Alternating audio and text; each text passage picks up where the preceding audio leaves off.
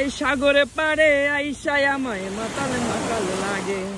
আমার মন যখন খুব খারাপ থাকে তখন আমি সাগর পাড়ে চলে আসি, এই স্রোতগুলোর কাছে চলে আসি। কেন জানেন? আমার ভালোবাসা মানুষ, আমার ফ্যামিলি, আমার পরিবারকে কিছু মেসেজ দেওয়ার জন্য। আমি জানি, আমি বিশ্বাস করি, আমি যখন এই স্রোতের কাছে আমার মনের কথাগুলো বলবো, আমার দুঃখগুলো বলবো, নিশ্চয়ই 14,000 কিলোমিটার পাড়ি দিয়ে হলেও বাংলাদেশে গিয়ে আমার ফ্যামিলি, আমার পরিবারকে পৌঁছে দেবে।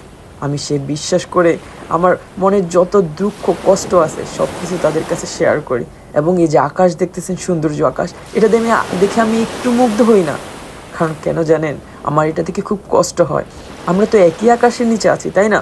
তবে কেন আমরা একে অপরকে দেখতে পারি না? তবে কেন আমরা একে অপরকে ধরতে পারি না? তবে কেন এত মায়া জন্ম হয় তাদের জন্য?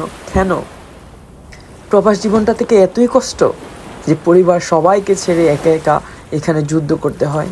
কেন আমাদের বাংলাদেশে কোনো জব নাই? কেন আমরা বাংলাদেশে কিছু করতে পারি না? কেন করতে পারি না? কেন নিজেকে না অনেক অসহায় মনে হয় যে কেন বাংলাদেশের মতো এরকম একটা দেশে জন্মগ্রহণ করছে। আসলে এটা আমাদের কপালের দোষ, ভাগ্যের দোষ।